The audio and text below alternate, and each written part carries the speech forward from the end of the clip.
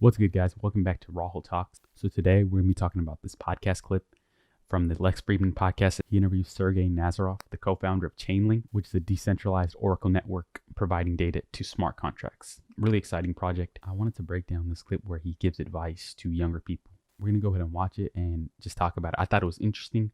I didn't necessarily agree with all the points, but let's just go ahead and talk about it. Do you have advice for young people, speaking of being excited about and hopeful about the future world? Do you have advice for young people today in computer science world, and software engineering world, and crypto world, but maybe in any world whatsoever, for life? How to pick a career or how to live life in general? I think the thing that young people should do is not any one specific thing for any one specific young person. I think what they should do is what they won't be able to do in the later stages of their life. Yeah. And the way, in my opinion, from a framework point of view, to think about that is that the amount of obligations and the amount of time that a person has seems to just diminish over time, right? So the amount of free time they have, right? So you start your job, you get a bunch of responsibilities, something with your partner or spouse, more responsibilities, kids, probably even more responsibilities. And soon enough, the time that you have to educate yourself, to travel, to, experience the world, however, create whatever creative endeavor you're interested in, slowly but surely disappears.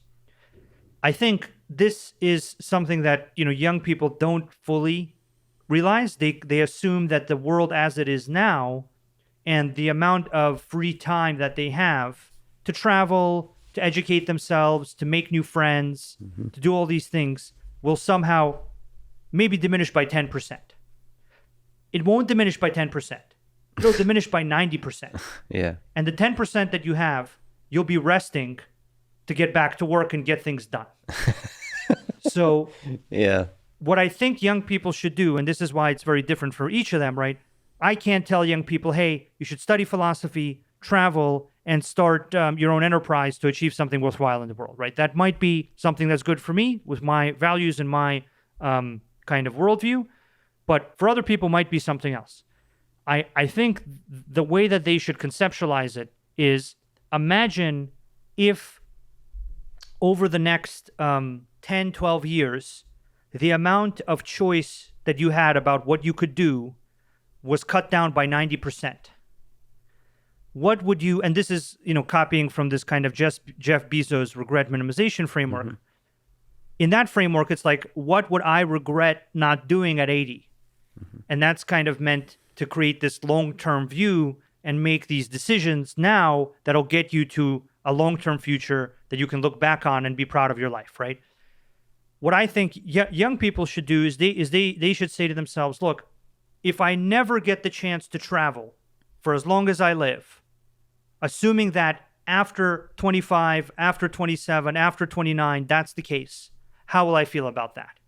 If I never get to start a company after 25, after I get married, after I have kids, how will I feel about that?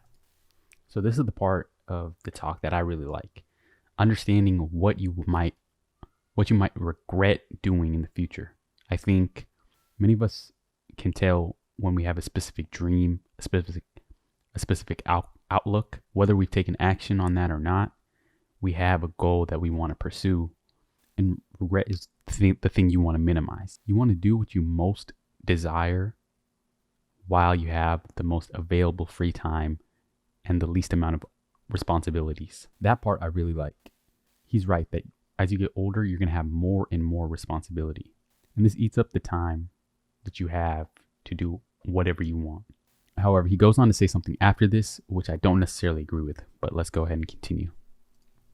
And whatever they feel the worst about is what they should do. Whatever they feel like when they say to themselves, if I don't travel now, I will never travel. And they feel horrible about that. They just have an overwhelming fear and disgust at themselves in that type of state at 25, 27, 29. That's what they should do. And they shouldn't listen to anybody else. let me put it to you this way. If you're really smart, you're going to make it anyway.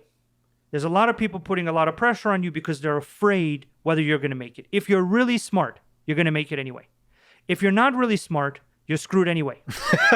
So either way, just relax with it and use your time well to do the things you would most regret not doing.